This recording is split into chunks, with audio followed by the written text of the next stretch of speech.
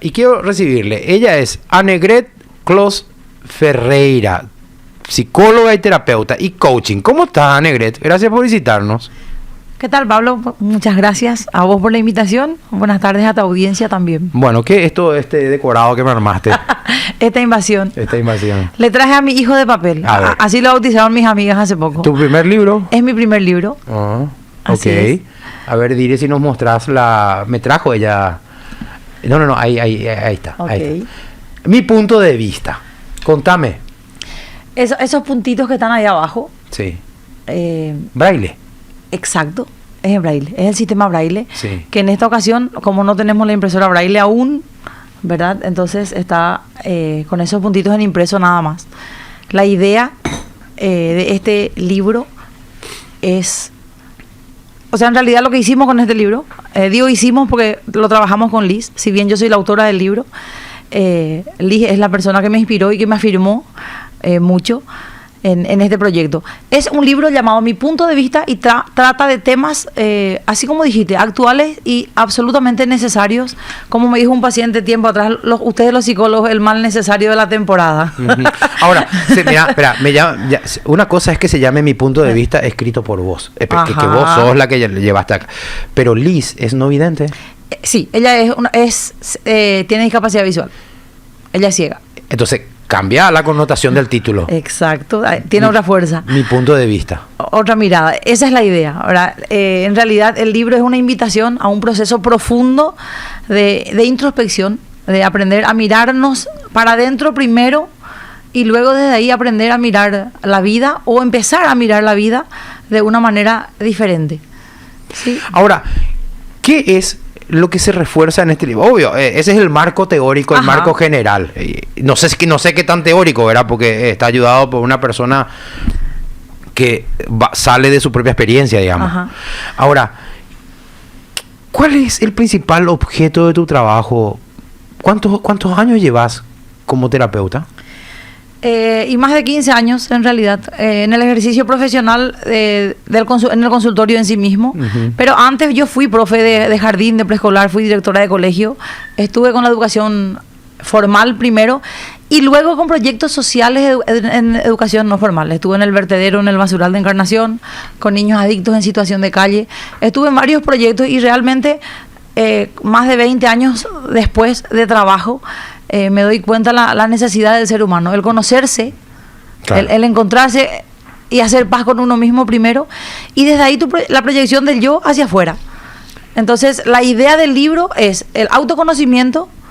Es un libro, en realidad, como soy profe, parece un trabajo práctico de colegio.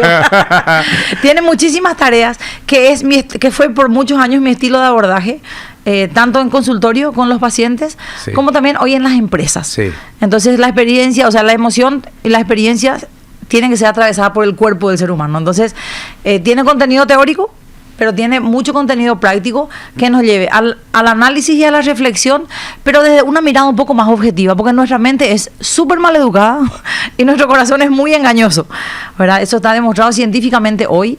Entonces, información científica de calidad, validada, con ejercicios que nos lleven al autoconocimiento y el poder entendernos para funcionar mejor y llevar una vida un poco más plena. ¿Por qué nos cuesta tanto conocer nuestro propio yo? Y porque no nos enseñaron a mirarnos para empezar, ¿verdad? ¿Eso no es acaso algo que uno va descubriendo? Sí.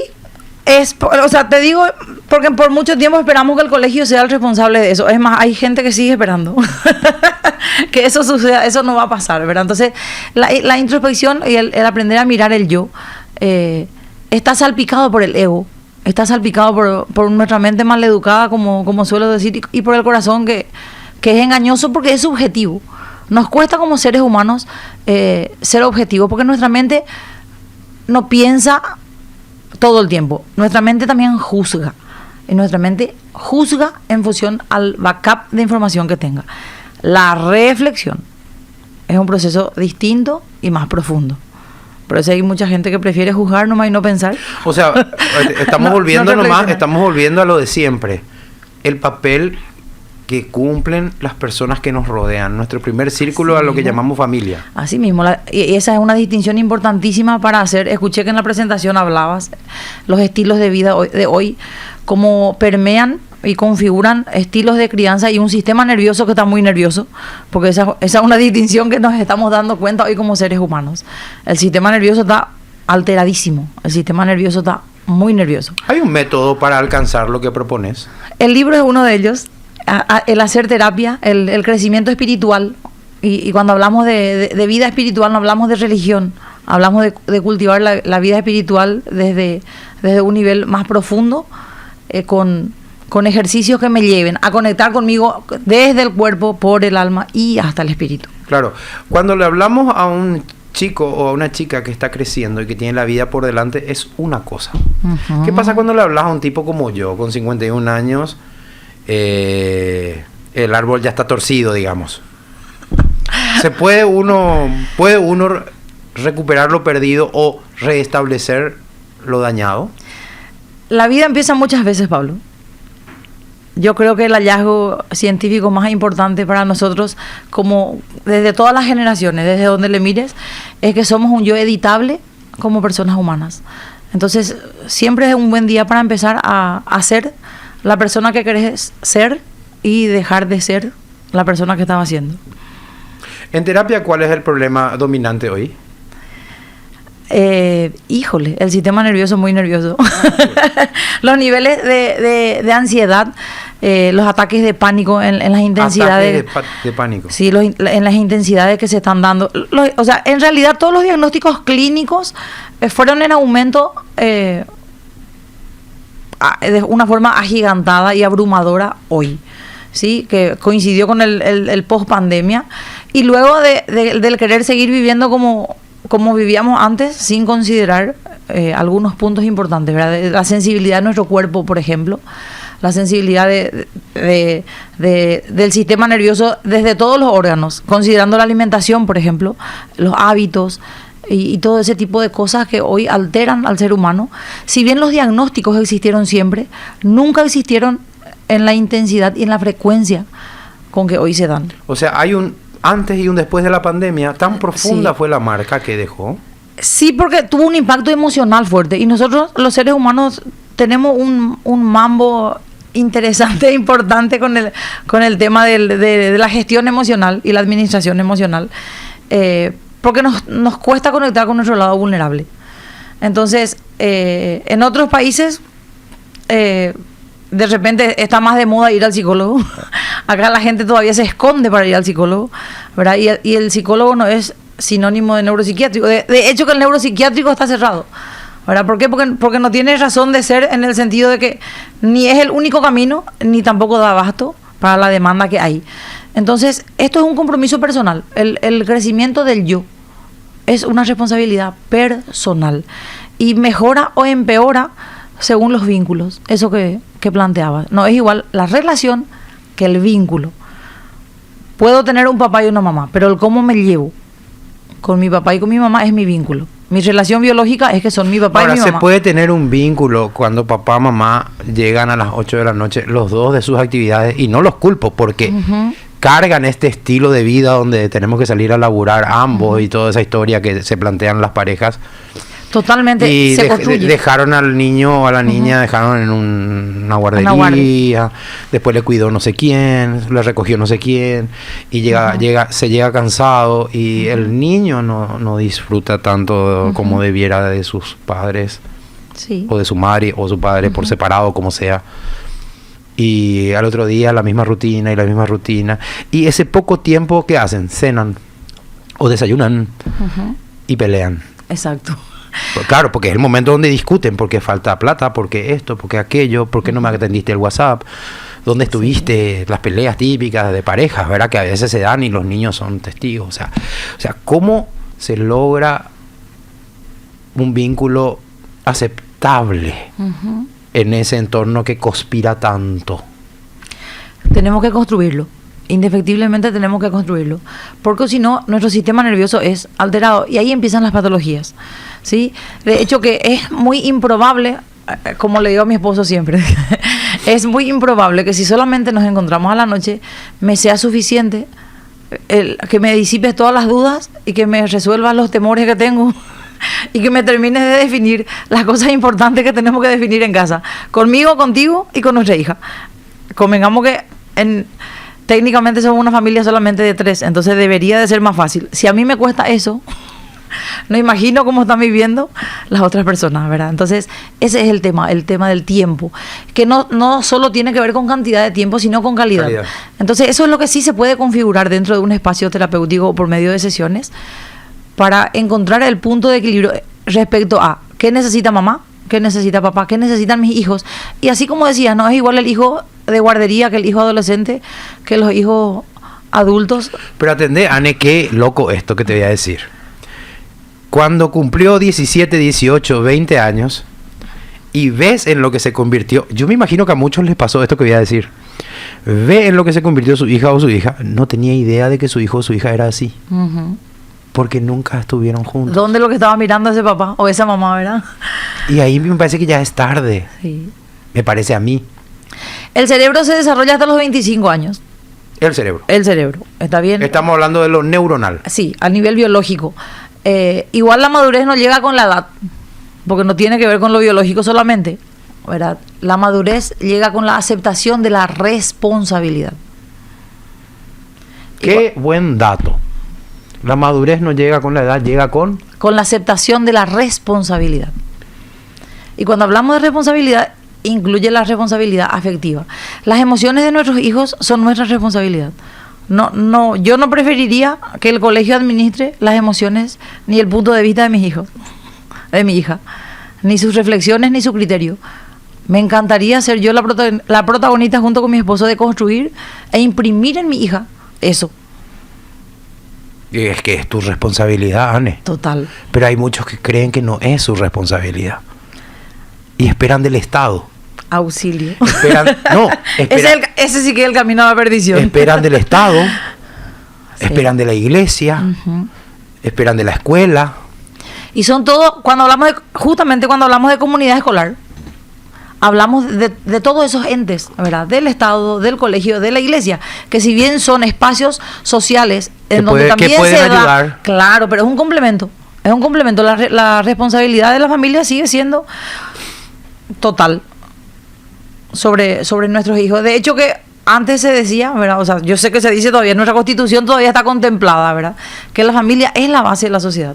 Entonces, ¿será que este desmadre social no tiene que ver justamente con ese impacto, con lo desdibujadas que están las familias, con la forma de organización o desorganización que están transitando las familias? Y acá en Asunción, yo que soy de Encarnación, ¿verdad? Me llamó la atención. Decime a mí. Me llamó la atención cómo fungen los colegios, ¿verdad? Casi un club social, en el sentido no solamente de costo, sino que vive. O sea, toda la actividad del niño está reducida al colegio.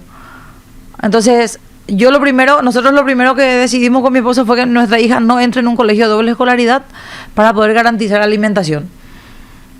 Porque si en casa costaba que coma algunas cosas, imagínate que se siente, que se quede quieta y que coma en otro lado. Claro. Donde nadie le va a decir tenés que comer. Exacto, donde no estamos nosotros para supervisar, por ejemplo, ¿verdad? Y a eso sumarle conforme van creciendo y llegan a la adolescencia, las temporadas de bullying y demás, si solamente tienen un entorno y toda su vida social se reduce al colegio, se pelea con sus amigas y se quedó sin vida social. Claro, y se derrumba. Exacto, y se derrumba. Entonces, en mi época, yo también no tengo todavía más de 50, pero bueno, tengo 46, ahí vamos. Teníamos la vida de barrio, teníamos la vida del campo, teníamos la vida de la ciudad, teníamos la vida del catecismo, teníamos la vida de la iglesia, teníamos la vida de los primos, o sea, estaba todo como más sectorizado, segmentado. Entonces eso permitía que nosotros, además que vengo de una familia de 9 hermanos, ¿verdad? Entonces éramos casi un colegio en mi casa. Vos eras la menor de las mujeres. La menor de las nenas, sí. Después de mí vienen los 3 varones. Entonces eso es importantísimo delimitar como pareja y como esposos, como familia, como abuelos, ¿verdad? ¿Qué es lo que ofrece hoy el mundo, la educación, el colegio y por sobre todo lo que ya está dentro de tu casa, con los peligros que eso implica hoy la tecnología, ¿verdad? O sea, Que tu hijo tenga un teléfono es tan peligroso como que esté de noche en la calle solo. ¿Qué vos les recomendás a los padres con el uso de las pantallas, de los teléfonos, las tablets, de acuerdo a las edades? ¿Cómo lidiar con ese asunto, Anne? Y cuanto más tarde se inicie, mejor. Está demostrado científicamente que es altamente adictivo. Altamente adictivo. Desconfigura el sistema nervioso del niño. El celular fue creado y las redes sociales fueron creadas para generar adicción. Entonces es como darle un cigarrillo o como darle cocaína, es darle un teléfono. Claro, porque tiene acceso a algo que después no va a poder largar. Exacto, porque tiene luz, sonido y movimiento, ¿verdad? Eso es solamente respecto al entretenimiento. Ni qué decir, ¿verdad? Con el tema de los peligros, a lo que hoy están expuestos con el tema de la pedofilia y toda esa realidad sucia que sí existe detrás como negocio, ¿verdad? Uh-huh. Anne, ¿qué te dejó el ser? Porque acabas de mencionar un hecho relevante. Sos hija en una familia donde ustedes, los hermanos, entre varones y mujeres, son 9. Uh-huh. Sumado papá y mamá, una familia de 11. Sin contar los gatos que había.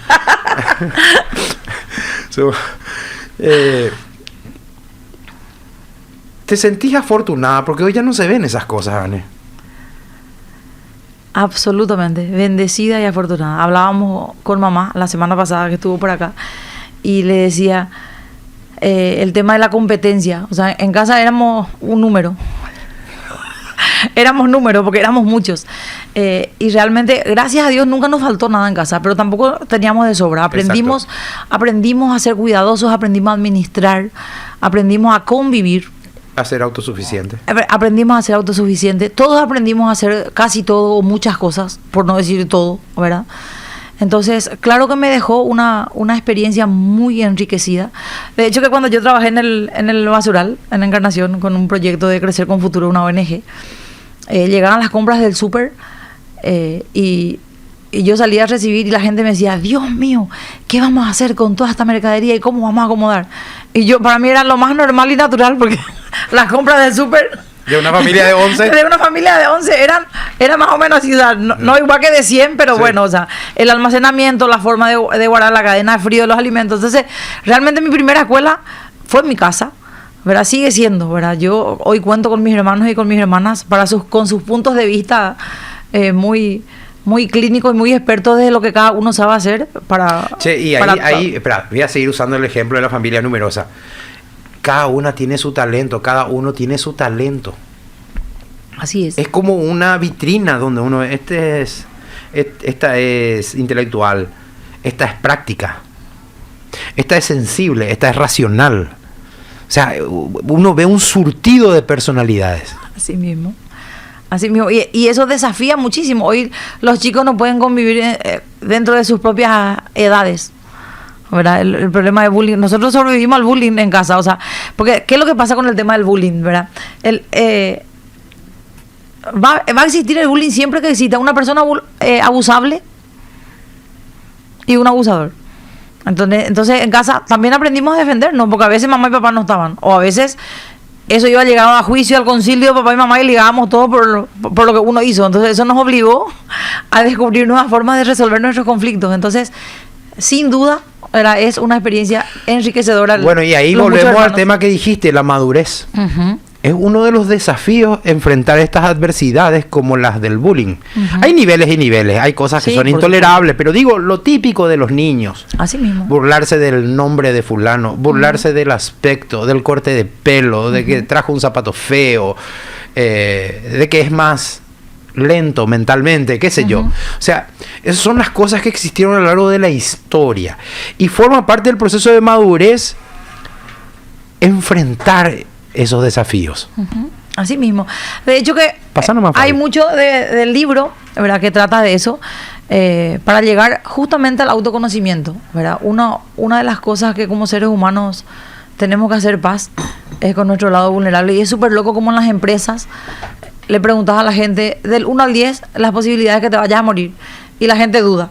Si yo te pregunto a vos del 1 al 10, las posibilidades de que te vayas a morir. 10 y 0. Porque no sé si puedo morirme de verdad al salir de acá. Ajá. y puede que me muera dentro de 20 años. O sea, exacto, pero de que te vas a morir, te vas a morir. Yo no te dije cuándo. 100% certeza. 100%, yo también. O sea, todos nos vamos a morir. Sí. Y eso forma parte de nuestra vulnerabilidad. Respecto a nuestra vulnerabilidad, ¿cuáles son las posibilidades de que no le caigas bien a alguien? Del 1 al 10. Un montón, 10. 10. Y el otro tiene permiso para que yo no le caiga bien. No tiene la obligación de quererme. Amarte, sí, de amarte. Escucha, fascinante la entrevista. ¿Quieres tomar más agua? Sí, quiero. Fabi, servíle, por favor. Mientras te leo esta. Dale. Dice Alejandro B., un oyente. Fascinante la entrevista, una consulta. ¿Cuál sería la importancia en la educación de la tecnología como las pizarras interactivas? En la educación, ¿cuál sería la importancia de usar las pizarras interactivas en la educación? Haciendo referencia al Colegio Nacional de la Capital y las reformas que se hicieron dentro, se compraron para las aulas unas pizarras con tecnología. Y me llamó mucho la atención las capacidades que tenía, un sistema operativo, textos que se podían abrir a partir de archivos, funciones predefinidas para ciencias. Ahora, no es lo mismo, Alejandro, pero le dejo acá a nuestra terapeuta. Cuanto más demoremos el celular a nuestros niños, mejor. Para que no estén ahí scrolleando el día entero. Pero eso no es lo mismo que el profe o la profe nos enseñe con una pizarra con recursos tecnológicos, ¿verdad? Totalmente. A ver, el ejemplo que siempre yo respondo cuando me hablan de tecnología, sea inteligencia artificial, sea la tecnología que sea. La tecnología es un recurso. Y no hay nada que nosotros podamos hacer contra eso, ¿verdad? Porque no es que nosotros decimos, no quiero que mi hijo lo haga y no va a acceder, ¿verdad? Porque es algo que está en el mercado. Ahora, algo que tenemos que entender es que es un recurso, y como recurso puede ser ni bueno ni malo, porque siempre va a depender de la persona que lo use, así como el cuchillo. El cuchillo hay gente que usa para matar y hay gente que usa para untar la mermelada y alimentar a sus hijos. Entonces, el problema no está en el recurso, está en el uso o el abuso que se le da al recurso y en la persona que lo administre. Excelente la entrevista. Buscaré el libro, dice Katia Segovia. Mira, se identifica a nuestro oyente. O sea, yo le tengo identificado. ¿Sabes lo que pasa? A los oyentes frecuentes guardamos ya su nombre. Bien ahí. Bueno, contale un poco a la gente dónde puede conseguir tu libro y cómo se llama. Bien, el libro se llama Mi Punto de Vista. Mira, yo te traje acá y justamente acá está de regalo para vos y para Fabi. El libro y los puntos de venta están. A ver, déjame, yo voy a mostrar. En esa tarjeta. Puedes sacar de ahí. Espera, antes que nada, acá viene una cartita. Sí, señor. Ok, voy a leer la cartita. Vamos a leer la cartita. ¿Tuya es la carta? Sí, de mi parte y de Liz. Ok. A ver, no es un reclamo de tu madre, a mí. No. Lee tranquilo. No hay letra chica ahí abajo, no te preocupes. No, bueno, espera. Hola, Pablo Valdés. Mira, personalizada. Nada personalizada. Perdón que me saco el lente y quedo más feo de lo que soy sin el lente. Es que no veo de cerca sin el lente. Con el lente. Dice, queremos compartir contigo una noticia que nos llena de emoción. Juntas, y pones tu nombre ahí, Annegret y Liz, dos profesionales. Ella es profesional también. Ella es psicopedagoga. Creemos que es la primera psicopedagoga con discapacidad visual del Paraguay.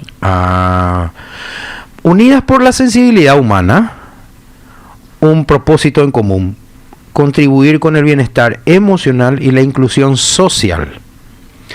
Dimos vida a un proyecto que nace desde el corazón, el libro Mi Punto de Vista.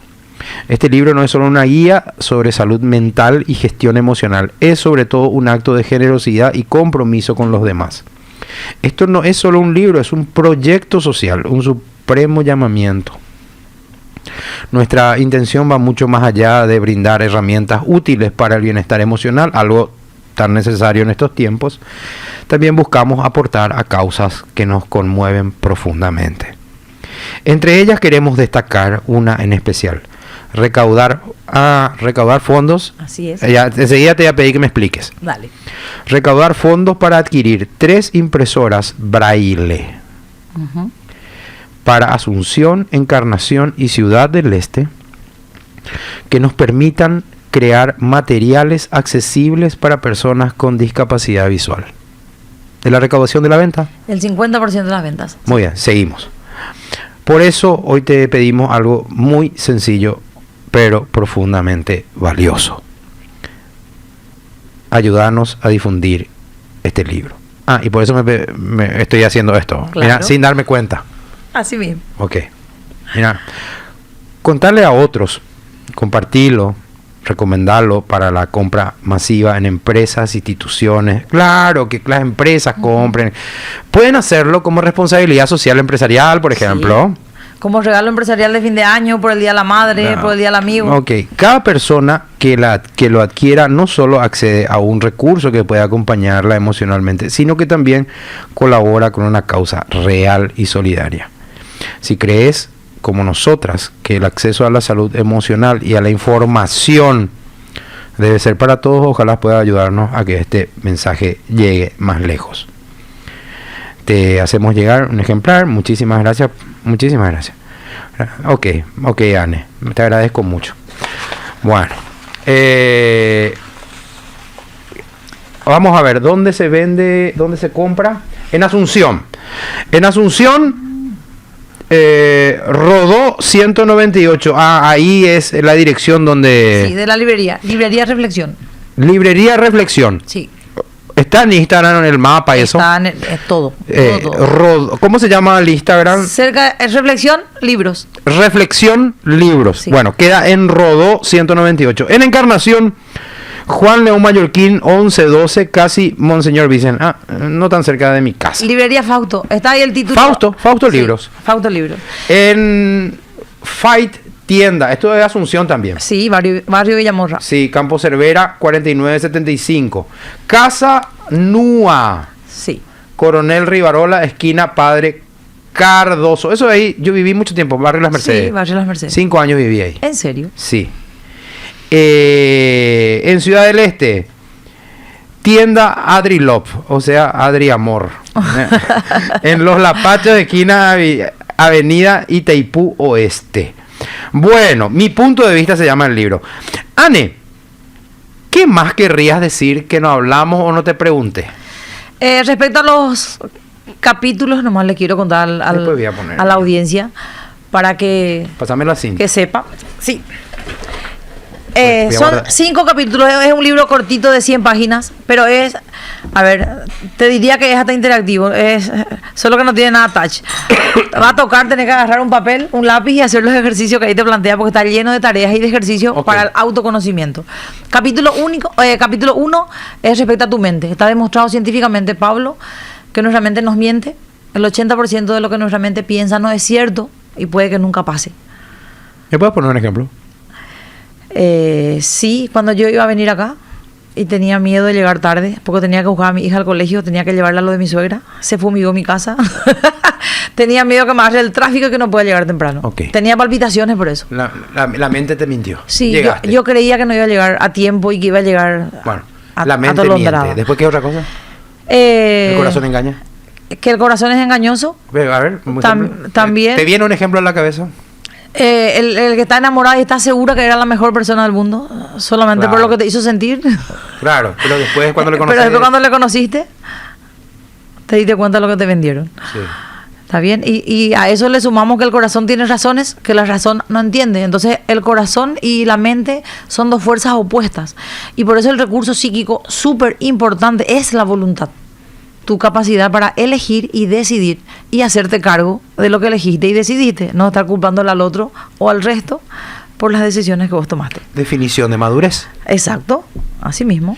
Lo que pasa es que tenemos que madurar para darnos cuenta de eso. Y a veces maduramos a los 50, a los 40, a los 30. Así mismo, así mismo. Por eso yo creo que un libro importante, los ejercicios, por ejemplo, los profes que quieran hacer en su grado, tranquilamente lo van a poder hacer. ¿Por qué? Porque son ejercicios para elevar la conciencia. ¿Sí? El capítulo 4, y ahí es Liz, la estrella de todo esto, una de las personas más resilientes que yo conozco. Liz fue alumna regular del Colegio Estela Maris, un colegio público nacional. Ella hacía educación física y hasta jugaba carrera ciega. Nunca tuvo maestra sombra. Fue medalla de oro de su promoción. En el turno mañana hacía el colegio. Cuando yo le conocí a ella fue para entrar al proyecto Pescar del Grupo Luminotecnia. Cuando le pregunté si se iba a postular y me dijo, voy a revisar mi agenda. Tenía 17 años. Yo, claro que nuestra mente es súper rápida. Y estos cuentos no es que estoy hablando mal de Liz. Le amo a Liz. y ella sabe, yo decía, qué guau, otra cosa lo que tanto estás haciendo, mi mente por dentro. Pero para no quedarme con el juicio y con el engaño en mi mente, ese es otro engaño de la mente. Nuestra mente juzga y te terminas creyendo que es la verdad y no es la verdad. Entonces le formulé una pregunta milagro, como decimos en coaching. Y le dije, ¿qué haces aparte del colegio? Y me dijo, estoy en el elenco de danza inclusiva, tengo un viaje a Escocia, estoy haciendo en el SNPP inglés, estoy estudiando. Me empezó a recitar, tenía más actividades que yo, ella, estando en el colegio. ¿Y vos le hiciste la entrevista de recursos humanos? Nosotros con recursos humanos del Grupo Luminotecnia, sí. ¿Podés decir Luminotecnia? Sí, es el programa de responsabilidad social del Grupo Luminotecnia. Es un proyecto, se llama Proyecto Pescar. Está dirigida a chicas y muchachos en situación de vulnerabilidad social que cursen el último año del colegio y les prepara para su primer empleo. Claro. Porque hay un abismo de distancia entre el colegio y el primer empleo, y así como la universidad y el trabajo. ¿Verdad? Porque el colegio te informa, no te forma totalmente, como hablábamos al inicio, y lo mismo pasa con la universidad. Uno es responsable siempre de su formación y de desplegar su pleno potencial. Ahí le conocí a Liz. Liz fue mi alumna en el Proyecto Pescar. Sí. Liz nos desnudó muchísimo en un montón de necesidades que teníamos como seres humanos con el grupo. Por ejemplo, nos despedíamos y decíamos, hasta mañana, nos vemos mañana. Y ella decía, nos sentimos mañana, adiós. Híjole. Nos sentimos mañana. Entonces aprendimos a ver el mundo desde los ojos y desde la mirada de Liz. Okay. ¿Verdad? Desarrollando todos los otros sentidos, ¿verdad? Nos sorprendía muchísimas veces. Te cuento un ejemplo súper concreto. En Pescar luego salimos todos revolucionados, su promoción, porque sus compañeros, su nivel de proactividad era brutal y capísima. O sea, Liz es una persona que para mí no tiene límites. Es una de las personas más plenas y más desafiantes que yo conozco y más resilientes, ¿verdad? Entonces, hablar de resiliencia en el capítulo 4 fue un lujo, porque conocer la Liz es extraordinario. Y en el capítulo 5 del libro, para terminar lo del libro, era la vida espiritual, ¿verdad? Que la vida espiritual no tiene que ver con religión. Nosotros los occidentales nomás tenemos como muy arraigado eso, pero la vida espiritual tiene que ver con meditación, con conectar con el cuerpo, con el respirar profundo, y de hecho que muchas de las enfermedades físicas vienen porque estamos muy disociados. Ese es un tema para otra entrevista. Sí. Porque hay estudios científicos que hablan de cómo la fe juega un papel fundamental en enfermos terminales. Exacto. Mira, o sea, no siempre, pero hay veces que la fe jugó un papel fundamental en personas que pasan una situación como las enfermedades terminales, y hay estudios científicos sobre eso. Así mismo. De hecho, que a nosotros el cáncer nos visitó muy de cerca. Yo sé. Entonces, me fui a un concierto acá el año antepasado y estuvo tu hermana. Así mismo. Y realmente vivir de cerca, porque el cáncer siempre estuvo en mi gente, en mi familia, de generación en generación.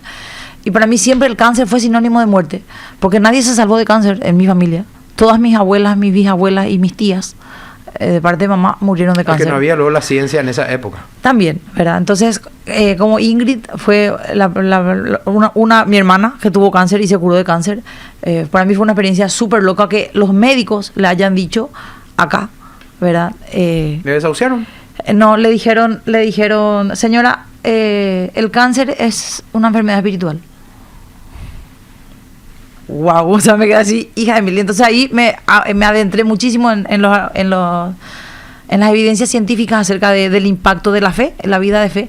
Porque la vida de fe, así como dice en el libro, en el capítulo 5, no es un suicidio intelectual. Porque lo intelectual sería el alma, donde están la mente, las emociones y la voluntad. Pero la vida espiritual es otra dimensión del ser humano. Claro. Es otra dimensión. Bueno, pero ahí ya hablamos de otra categoría de cosas también. Porque está el oyente que se declara o se percibe agnóstico. Por supuesto. Y desconoce o niega, no sé qué palabra usar, que hay un ámbito espiritual. Lo reduce todo a cuerpo y mente. Y lo otro, lo de las sensaciones. Esto que le llaman salud emocional. Sí. Claro, pero hacen todo su análisis sin contemplar del aspecto espiritual. Y del aspecto espiritual lo percibe como tal alguien que tiene una experiencia espiritual.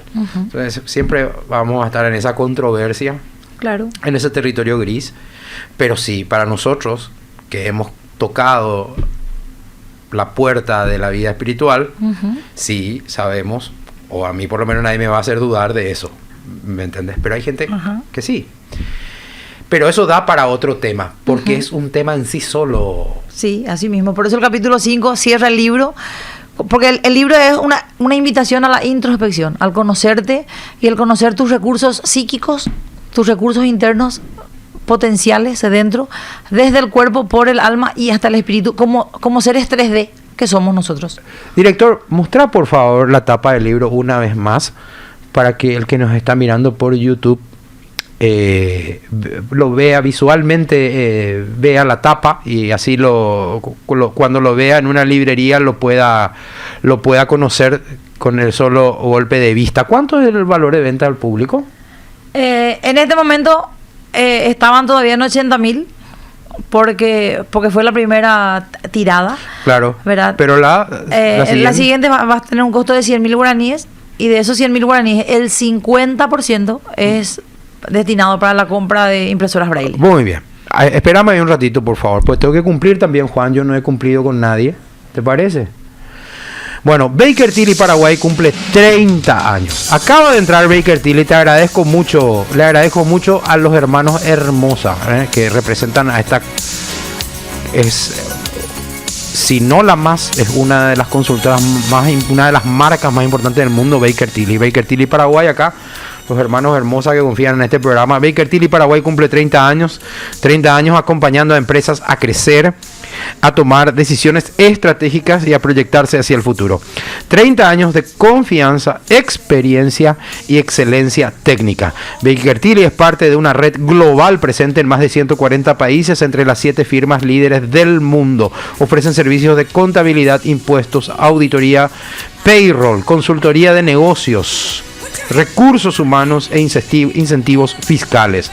Contacte a Baker Tilly al 021-338-9304. Repito, contacte a Baker Tilly al 021-338-9304 o al WhatsApp 0985-257-539. Y en redes sociales, búscanos como Baker Tilly Paraguay. Baker Tilly Now for Tomorrow.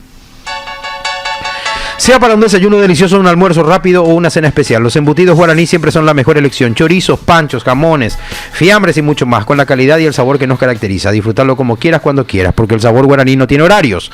Guaraní, el idioma del sabor. Aseguradora del Este, tenemos un seguro a tu medida con las coberturas más completas del mercado, acorde a tus necesidades. Llama al 616-5000, Aseguradora del Este, protegiendo lo que más te importa. Bueno, le voy a contar algo porque mi audiencia también es así, está acostumbrada a que yo le hable así muy cara a cara sobre cualquier cosa, intimidades y todo. Con Anne nosotros nos conocemos desde... Yo soy encarnaceno, ella también. Sí. Y si bien Anne es menor que yo cuando me iba a su casa, ella era una niña. Por eso es que te estaba mirando... Me acordaba de vos cuando niña ahí agarraba mi pierna y eso, y corriéndole a un gato, todas esas cosas que... Descalza.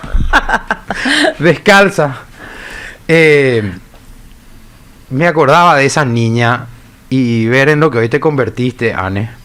Siempre me gustó su nombre, Anne Gret, que en realidad es Ana Greta. En castellano es precioso el nombre. Imagínate en alemán, pues sus padres tienen ascendencia alemana. Me acordaba de esa niña. Qué alegre, qué inocente eras, como todo niño. Los niños siempre son inocentes. Y verte hoy así, claro, ¿qué otra vocación podías tener, Anne? ¿Qué otra vocación sino una que tenga contacto humano? Otro legado de mi familia, ¿viste? Como familia y casa determina tanto. ¿Fuiste directora de colegio, me dijiste? Fui directora de colegio y de universidad. ¿Pero qué colegio? En Camburetá, en la escuela... Un municipio que está al lado de Encarnación, en Camburetá. Así mismo, la escuela Jesús Misericordioso. Ok. ¿Una escuela privada o una escuela de Era parroquial? Una escuela pública. La escuela pública. Pública. Pero se llama Jesús Misericordioso. Sí. Así como mi colegio se llama Papa Juan 23, pero en realidad es porque el dueño le admiraba al Papa nomás, no es porque era de la iglesia ni nada, ¿verdad? Así mismo. Bueno, ¿y qué universidad? Acá en Asunción, en la Universidad del Cono Sur de las Américas. ¿Qué fuiste ahí? Fui directora de carrera del área de humanidades. ¿En serio me decís? Sí, así es. ¿Durante cuánto tiempo? Estuve ahí 5 años. O sea, tuviste el contacto, eso de tu madre, porque tu mamá era docente. Mi mamá fue profe y fue directora de colegio, sí. Por eso. Así mismo, así mismo. Y mira, a pesar de que estudiaste psicología, sí, yo ejerciste algo muy vinculado a lo que hacía tu madre. Sí, por supuesto. O sea, mamá fue mi primera, así le saludé en el Día del Maestro en estos días. Mi primera profe y mi ejemplo a seguir en muchísimo.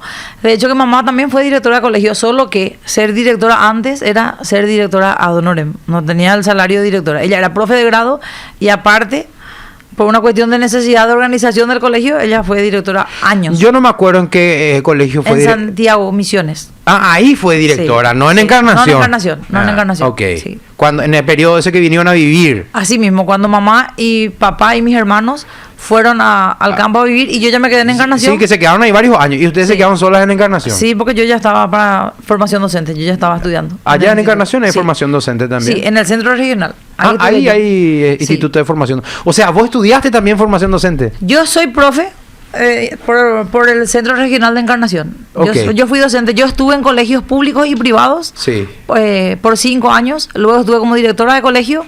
Y luego ya estaba estudiando psicología, entonces empecé a migrar con opciones laborales más hacia el área. Y ahí fue que trabajé con niños adictos en situación de calle, trabajé en detección y retiro de niños, niñas y adolescentes en situación de explotación sexual comercial infantil, con comunidades indígenas, trabajé en el vertedero, en el basural. Allá, todo en Encarnación, hasta que hice coaching. Y me mudé acá, a Asunción, me robaron, me trajeron. Le conocí a Hugo y elegí y decidí pasar en realidad él me invitó a pasar los próximos 70 años a su lado y yo acepté, vine acá y ahí estuve como docente primero en la universidad y luego postulé cuando hubo vacancia como directora de colegio. ¿Cuántos años tenés? Yo tengo 46. Bueno, es impresionante todo lo que hiciste en los últimos 25 años. Me siento una vieja ahora que te cuento todo lo que hice. No, es impresionante porque ese no es un trabajo cualquiera.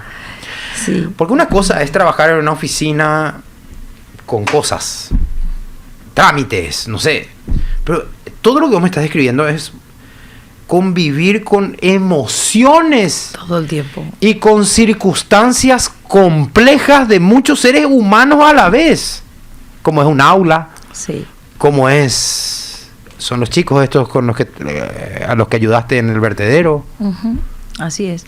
De hecho, que yo decidí estudiar psicología cuando era profe de jardín y tenía un alumnito, Joel se llamaba, argentino era él. En Encarnación. En Encarnación, 4 años y su mamá se había ido a España a vivir. Y entonces le llamaba... Te entró el sentimiento maternal a vos. Terrible, porque vos sabés que le llamaba una vez a la semana. Y probablemente, viste que todos los nenes nos enamoramos de nuestra maestra. Sí. Y probablemente vos fuiste su primer amor. Mi vida. Podría ser, no lo vi más después de grande, así que no creo que me cuenten tampoco, ya está todo casado los alumnos. Sí, pero yo me acuerdo de la maestra a la que yo le llamaba. Sí, Yolanda Frígola de Acosta. Ah, mira. Sí. ¿De Encarnación? ¿Encarnación? ¿De dónde va a ser? ¿En mi escuela primaria? ¿La secundaria o hiciste en Encarnación también? Ah, mira. También. Pero mira, ¿qué pasó con Joel? Y Joel le llamaba a la mamá de España y venía la secretaria a buscarle de mi grado. Y luego me venía a avisar a las 2 horas que no sé cómo iba, no sabía cómo sacarle del nene que estaba tirado en el piso llorando al cortar la llamada con la mamá. Porque la mamá le llamaba desde el trabajo, no tenía tanto tiempo para hablar con ella. Y el nene solo lloraba. Y sacarle de ese estado emocional, o sea, en psicología hoy le decimos desactivar, ¿verdad? Desactivarla él de esa emoción negativa y de tristeza en la que él se quedó y que él se incorpore al aula sin violencia y sin tirar todo al piso, era un deporte extremo. De riesgo. Lindo, ¿verdad? Entonces, pucha, o sea, y a mí siempre me conmovió eso. Yo creo que ese es el lado áspero que heredé de mi papá. Pero a mí la gente no me es indiferente, ¿verdad? Por eso yo hoy tengo sistematizado mi trabajo y un procedimiento que me permita el el atender cierta cantidad de personas, porque a mí no me es indiferente el otro. Y saber en mis listas de espera en el consultorio me cuesta muchísimo, porque yo tengo gente que de acá a 2 meses tengo agenda, por ejemplo. Entonces, me escriben al privado y me preguntan si de verdad no puedo hacer una excepción. Y híjole, y es complicado porque... También tenés tu hijo, claro, tu hija y tu marido y así tus mismo, cosas. todos mis multiroles están activados. Y tus otros pacientes y todo. Así mismo. Entonces, a mí la persona humana no me es indiferente y transitar todo ese tipo de experiencias realmente a mí me dio mucha experiencia y eso también... Realmente creo que validó mi labor profesional en consultorio, porque yo conozco la necesidad de primera mano de la gente, de la que tiene poco, de la que no tiene nada y de la que tiene mucho. Porque al final todas las personas en este mundo, sea la condición en la que estés, tenemos un cartel invisible que dice que quiero ser importante y quiero que me veas. ¿Qué es peor? Así, que me reconozcas. No me hagas un discurso, decime cuál de las dos. ¿Qué es peor? ¿La indiferencia o el rechazo? Ignorarle a alguien o rechazarle. La indiferencia, porque el rechazo podría hasta ser validado por una cuestión de decisión de límites o de gusto y preferencia, pero la indiferencia, ignorarle a alguien, no existe. Nada lastima más al ego del otro, pero también al corazón, que hacerle sentir que no existe. Exacto. Que no importa. Sí. Qué impresionante, porque muchos niños que justamente sienten resentimiento después cuando grandes es por haber sentido abandono, ¿verdad? Claro. De hecho, esas son heridas, sí, ¿verdad? Ya que vos me planteaste estas dos cosas, quiero abrir un discurso de nuevo, porque todo lo que me preguntás es muy profundo. 1 minuto. Desde la bioneuroemoción hoy tenemos 5 emociones, o sea, 5 heridas. Espera. Desde la bioneuroemoción y la epigenética. Okay. Googleen después qué es todo eso que le digo. 5 heridas emocionales que sí o sí tenemos los seres humanos. Herida de abandono, herida de traición, herida de rechazo, de injusticia y de humillación. Son las 5 heridas que indefectiblemente tenemos todas las personas. Y están en nuestra mochila. Exacto. Cuando caminamos. Así mismo. Y desde ahí vivimos sin darnos cuenta. Entonces de ahí reaccionamos de manera exagerada sin darnos cuenta. Que mucho me enseñaste. La niña, o sea, son cosas que, porque vos explicás, nos abre la mente, pero en realidad sabemos de manera innata. Pero que mucho me enseñaste porque vos eras así de niña, eras elocuente, no pasaba desapercibido. Yo soy la prueba de que no pasaba desapercibido. Yo me iba a visitar a tu hermana y vos venías, me encontrabas solo y te abrazabas a mí, siendo una niña, ¿verdad? Tal vez así que llegué a ir a Encarnación sabiendo que no había nadie en tu casa, pero sabiendo que estabas vos, ¿te acuerdas? Sí. Para saludarte a vos, sí. ¿Te acuerdas? Sí, yo sé que te da tu cuerpo y tu corazón con toda la casa. Eso, de verdad le digo a la audiencia, sobre todo si hay alguien que quiere contratarte como terapeuta, eso que ella dice es verdad. Nunca te fue indiferente el otro. Nunca.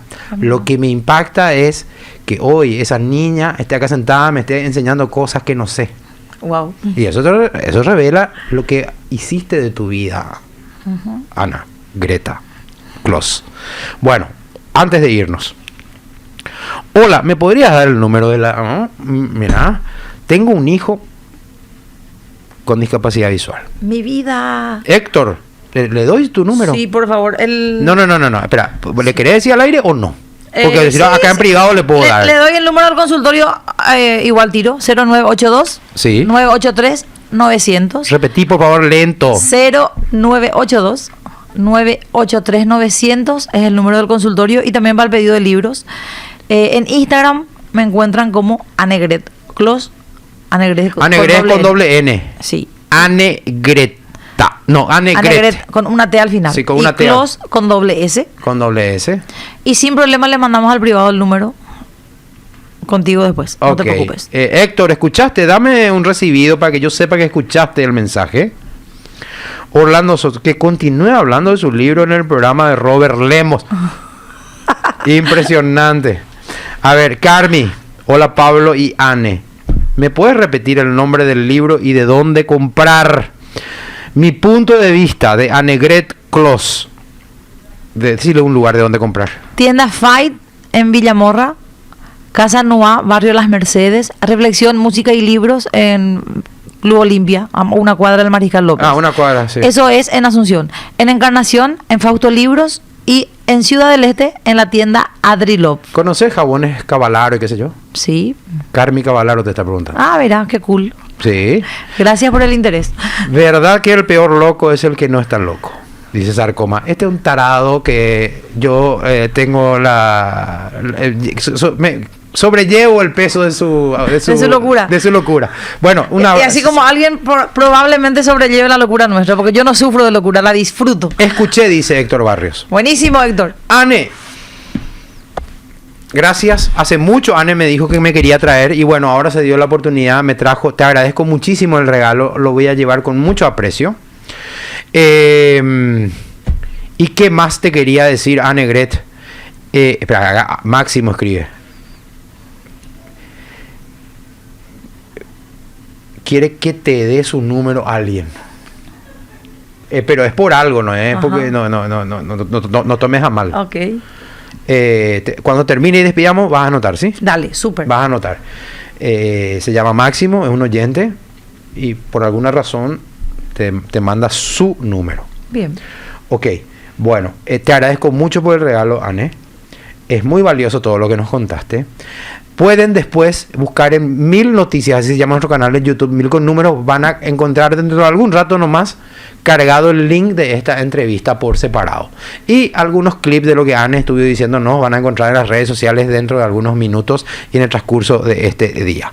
De mi parte ha sido todo. A continuación, una tarde perfecta con Robert Lemos, con Adriana Sanguina Sharp. Gracias, Ane. Gracias a vos, Pablo.